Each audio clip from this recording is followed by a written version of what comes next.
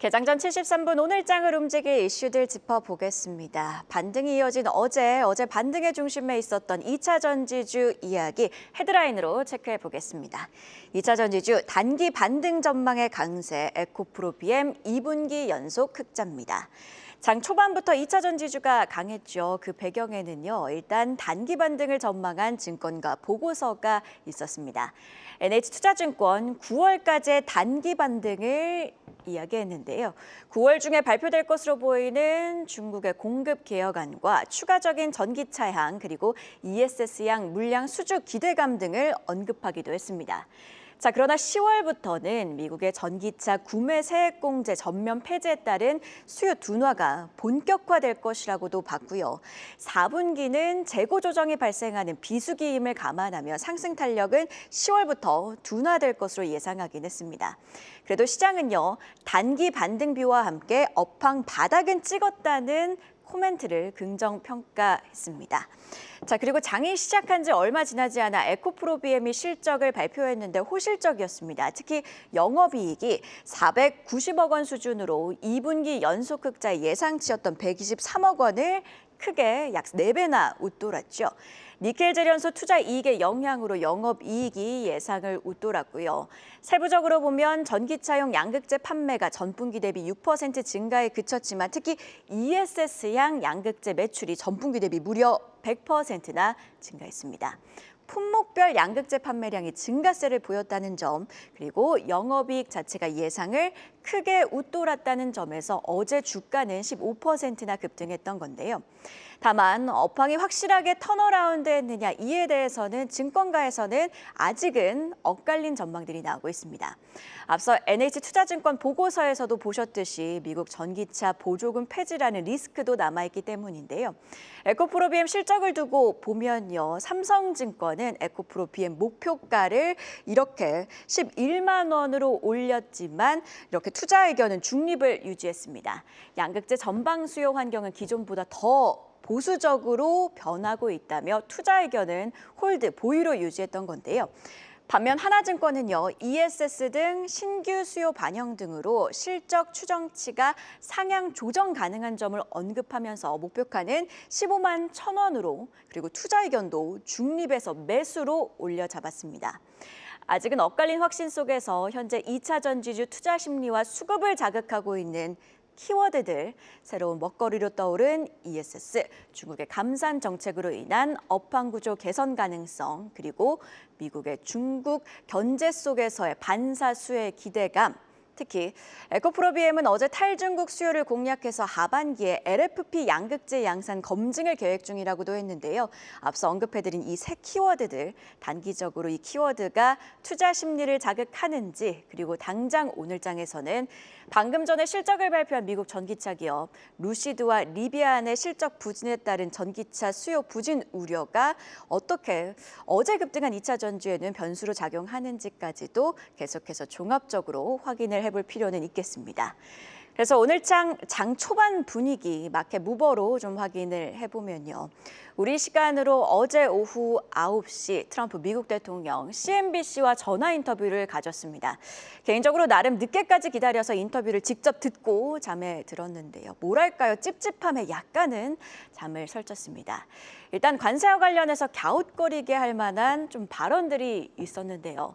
반도체와 의약품과 관련해서 품목 관세를 다음 주 중에 발표할 것이라며 특히 의약품의 경우 소폭 부과하다가 1년 반 후에는 150%로 그리고 250%로 올라갈 것이라고 했습니다.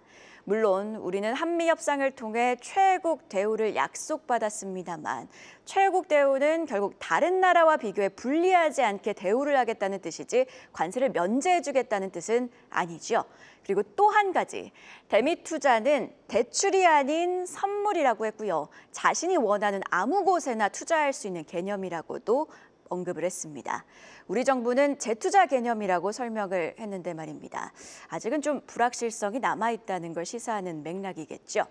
자, 트럼프의 관세 말말말로 불거진 관세 불확실성, 여기에 뉴욕 증시는 다시 관세발 경기 둔화 가능성, 특히 ISM 서비스업 지표 발표 부진에 좀 주춤했죠.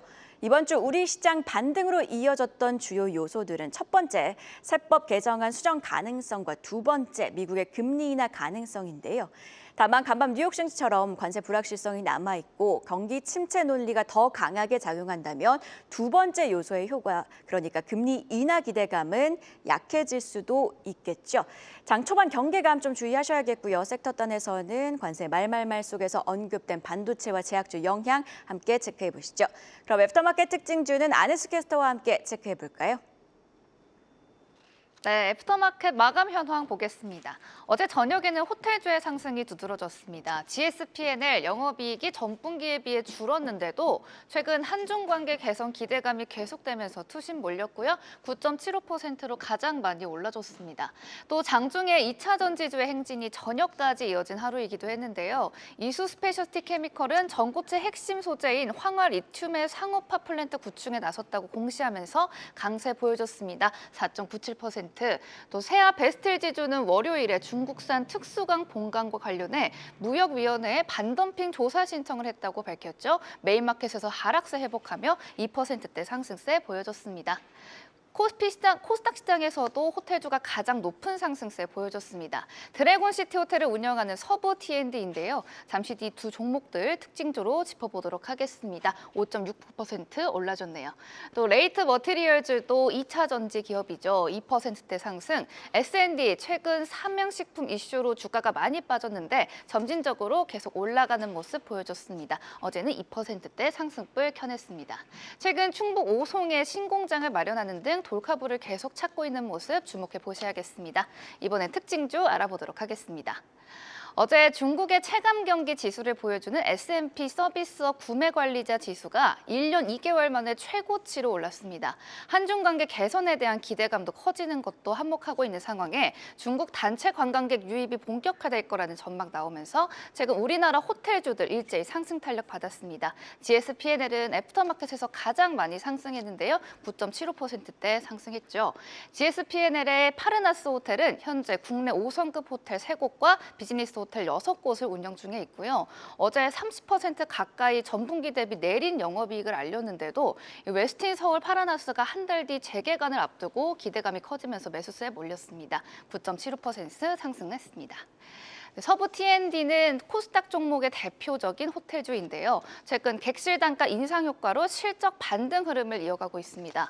서부 T&D가 운영 중인 용산 드래곤시티가 외국인 관광객의 증가로 매출과 영업이익 모두 두 자릿수 성장세를 기록하고 있는데요. 최근 주가도 2배 이상 올랐습니다. 더 중요한 포인트는 최근 발표한 에어비앤비의 불법 숙박업소를 퇴출 방침인데요. 서울의 에어비앤비 숙박업소 중에 74%가 지침을 지키지 않고 운영 중인 불법 숙박업소라고 합니다.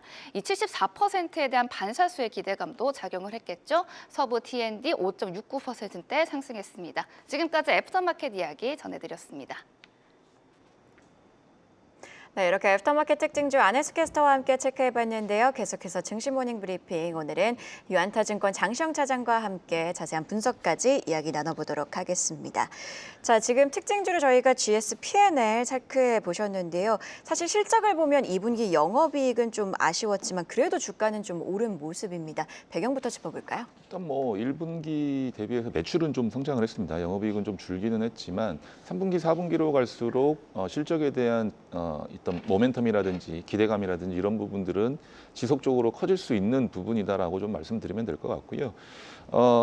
어쨌든 그 해외에서 국내로 유입되는 외국인 관광객 수가 굉장히 좀 많이 늘어나고 있습니다. 그래서 이쪽 관련된 종목들의 대표 주자라고 할 수 있는 GSP&L이라든지 뒤이어서 말씀드린 서부 T&D라든지 그리고 롯데 관광개발, 글로벌 텍스프리 이 네 종목이 주가가 파라다이스까지 굉장히 좋았습니다. 5개 종목이 굉장히 주가가 좋았는데 글로벌 텍스프리 같은 경우는 사실은 이제 성형 의료 관련된 부분에 대한 부가세 환급을 폐지하겠다라는 어떤 정책이 좀 나오면서 주가가 좀 급락을 했고 나머지 종목들은 연일 신고가를 갱신한다든지 추세를 계속 이어가고 있는 모습인데 GSP&L은 앞서 말씀 주셨다시피 파르나스 호텔을 67% 지배하고 있는 중간 지주 회사입니다.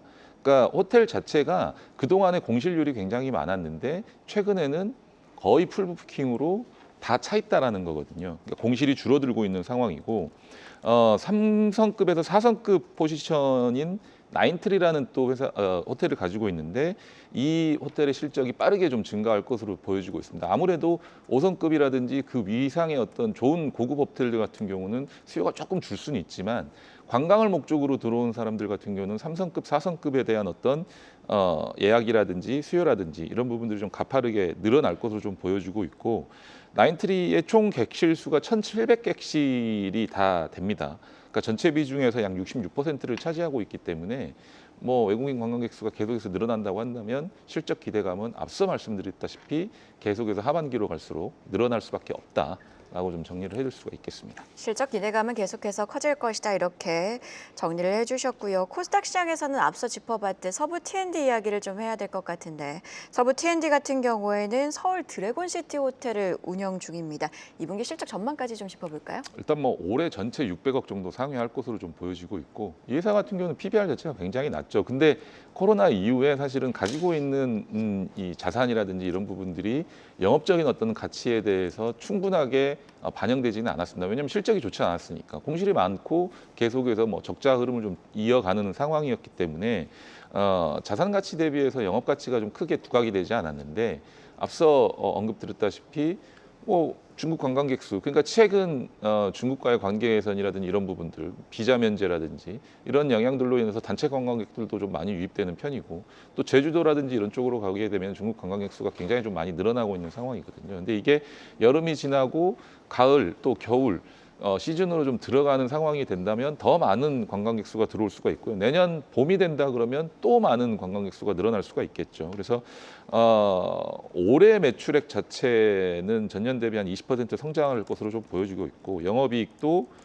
50% 성장한 수치를 기록할 것으로 좀 보여집니다. 그러니까 2분기가 살짝 좋지 않을 수 있습니다. GSP&L처럼 좋지 않을 수도 있는데 서부 T&D 같은 경우는 더 좋아질 것으로 좀 보여지고 있기는 합니다만 살짝 좋지 않을 실적이 나온다 할지라도 오히려 그 상황을 매수 기회로 삼고 추가적으로 하반기를 좀 대비할 수 있는, 그러니까 가을 겨울을 대비할 수 있는, 그리고 내년 봄까지도 대비할 수 있는 상황을 좀 만들어 보시면 좋을 것 같고요. 이 회사 같은 경우는 P&L보다 3성급, 4성급 호텔 비중이 80%를 상회합니다. GSP&L보다 훨씬 더 높다라고 좀 보시면 될 것 같으니까 영업이익 측면에서나 실적 증가치 측면에서도 GSP&L보다는 베타 계수가 조금 더 높다라고 좀 보시면 될 것 같다라고 좀 정리를 하겠습니다. 결국 앞서 짚어봤던 GS P&L과 똑같은 맥락인 것 같습니다. 맞습니다. 외국인 관광객이 증가하면 실적 역시 좋아질 것이다. 이런 논리 강조를 해주셨습니다. 이번에는요. 전일장 핫했던 섹터에서 이슈 찾아보는 시간이죠. 이슈픽 심수영 캐스터가 준비했습니다. 이슈픽 오늘은 조선주 이야기로 문을 열겠습니다. 미국에서 초대형 LNG 프로젝트가 본격화되면서 국내 조선업계에 수주 훈풍이 불고 있습니다. 이제는 미국 2위 LNG 생산업체 벤처글로벌이 루이지애나주 CP2 프로젝트에 대해 최종 투자 결정을 확정하면서 연간 2,800만 톤 규모의 LNG 생산기지를 세운다는 소식이 들려왔는데요. LNG 운반선 발주에 대한 기대감에 조선 섹터는 6%대 강세 보였고요. 섹터 내에서 대한조선, 새내기주죠. 상한가 터치했고 HD 한국조선해양과 삼성중공업도 강세 보였습니다. 발주 규모는 총 12척, 4조 5천억 원 수준으로 예상되는데요. 국내 조선 3사인 HD 한국조선해양, 삼성중공업, 한화오션이 모두 유력 수주 후보로 거론되고 있습니다. 뿐만 아니라 해당 프로젝트를 신호탄으로 미국 내 LNG 투자에 줄줄이 불이 붙을 거란 전망이 나옵니다. 고부가 가치 선박인 LNG선의 경우 한청원 수주에도 실적 성적표가 바뀌는 만큼 그야말로 조선주의 앞길은 창창하다는 얘기가 나오는데요.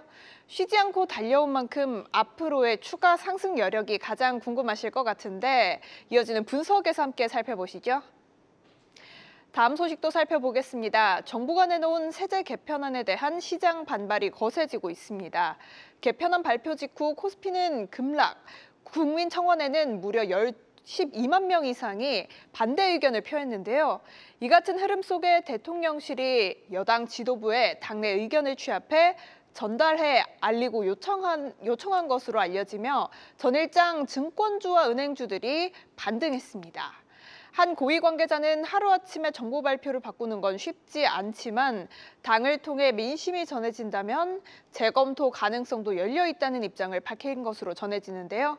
정책 신뢰와 투자 심리 이 두 마리 토끼를 잡을 수 있을지 정부의 다음 움직임 주시해 봐야겠습니다. 지금까지 심수연이었습니다. 이슈픽 하나씩 분석해 보도록 하겠습니다. 첫 번째 이슈픽 내용부터 체크를 해보면요.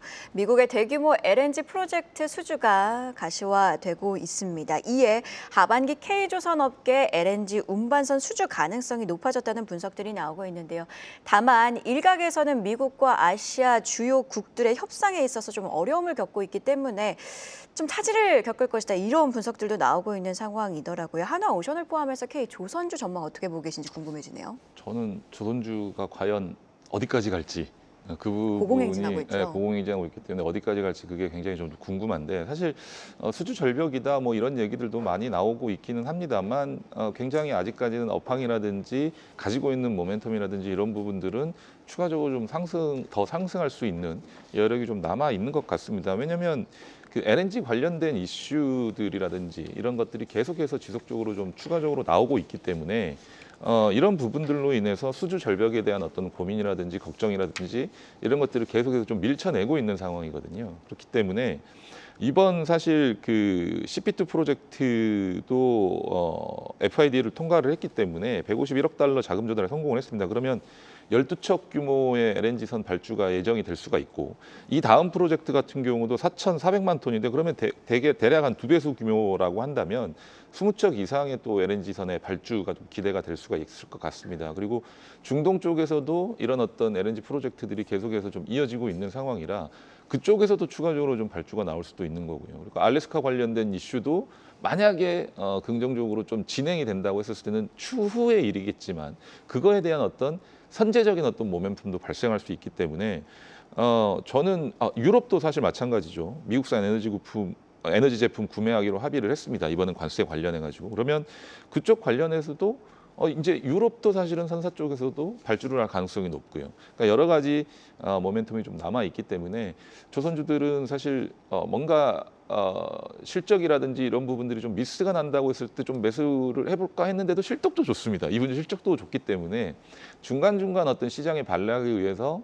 주가가 좀 조정이 나왔을 때는 조금씩 좀 담아서 포트를 좀 가져가 보셔도 좋을 것 같다라는 좀 생각을 하고 있고 특히나 중국 조선사가 배제가 됐다라는 점 이런 부분들에 있어서 국내 조선사가 모든 수혜를 받아갈 가능성이 높기 때문에 계속해서 좀 살펴보셨으면 좋겠다라고 좀 정리를 해드리겠습니다. 네, 또 사실 조선주 같은 경우에는 마스가 모멘텀도 있기 때문에 계속해서 긍정적으로 볼 필요가 있다. 이런 의견 들어봤습니다. 자, 지난달 말에 발표된 세제 개편안과 관련해서 여권 내부에서도 이견이 표출되고 있는 상황입니다. 지금 관련해서 대주주 양도세 기준 강화에 반대하는 국민청원 동의자 수가 14만 명에 육박한 상황이고요. 이에 정부안이 좀 재검토 수준에 들어간 것 아니냐는 관측들이 나오고 있습니다. 향후 절차는 어떻게 되는지 그렇다면 투자자들은 이 가운데서 어떤 점들을 좀 주목을 해야 될까요? 일단 뭐 대주주 과세 관련된 이슈가 국내 시장에서는 가장 큰 시장의 리스크인 것 같습니다. 그러니까 매년 뭐 11월 또는 10월부터 사실 주가가 하락을 하기 시작하는데 정치권에서는 그 부분에 대해서 크게 우려를 하지 않는 것 같기 때문에 투자자들의 어떤 반발이 굉장히 좀 커지는 것 같습니다. 그러니까 시장이 다시 한번 상승 모드로 가려면 50억을 맞추는 것보다는 사실 30억 정도에서는 어느 정도는 수준의 합의가 돼야 됩니다. 그러니까 다시 재조정이 돼야 되고 10억은 너무 터무니없이 작은 금액이기 때문에 시장의 기대치는 30억입니다. 그래서 30억 이상의 수준에서 합의가 된다고 했었을 때는 이 부분에 대한 어떤 리스크는 일단락되고 글로벌 어떤 증시와 다시 한번 동조하게 되면서 주가가 뭐 우상향한다고 했을 때는 글로벌 증시가 우상향한다고 했을 때는 추가적으로 코스피 증시가 올해 사실은 굉장히 좋았기 때문에 좀 더 베타 계수를 가지고 상승할 수 있는 여력은 있다라고 좀 보여줄 수가 있겠고요. 특히나 국내에서는 사실 개인 투자자 비중이 높은 게 코스닥 쪽이고 그쪽에서도 2차전 그 바이오 쪽 비중이 굉장히 높습니다. 대주주 관련된 어떤 이슈에 영향을 미치는 바이오 쪽 관련된 종목의 이슈가 굉장히 큰데 만약에 30억으로 맞춰준다 했을 때는 9월에 금리 인하 가능성도 굉장히 높아지고 있는 상황이기 때문에 사실 바이오 쪽에 관련된 종목들의 투심이 더 좋아질 수 있다라고 좀 보여줄 수가 있겠고요. 배당 분리과세 관련된 것도 혹시라도 조정이 된다고 했었을 때는 그 부분도 사실은 최고 25% 수준 세율이 적용될 가능성으로 좀 보여졌는데 사실 35%로 예, 되면서 기대치보다 조금 더 높게 나왔습니다. 그래서 이건 역시도 어떤 혜택이 그렇게 많이 없지 않느냐 이렇게 높아버리면 그래서 이것까지도 조정이 된다고 했었을 때는 전체적인 시장에 대한 부분 그러니까 최근 우리나라 주식들도 주주환원처액에 따라서 배당률이 굉장히 높아지고 있습니다. 배당 성향도 높아지고 있고 그래서 배당 자체도 대기업 같은 경우는 뭐 코스피에 있는 종목들 같은 경우는 4% 5%까지 배당을 주는 회사들이 또는 분기 비당까지 주면서 좀 많아지고 있기 때문에 이 부분까지 조정이 된다 했을 때는 시장에 대한 부분들도 긍정적인 호재로 작용을 할 수가 있기 때문에 저는 개인적으로 좋은 결과가 합의돼서 도출이 됐으면 하는 바람이다라고 좀 전달을 해드리겠습니다. 네, 이렇게 증시 모닝 브리핑 오늘은 유한타증권 장시영 차장과 함께 자세한 분석까지 들어봤습니다. 고맙습니다.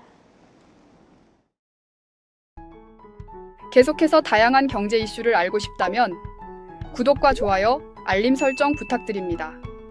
AI 캐스터 권미정이었습니다.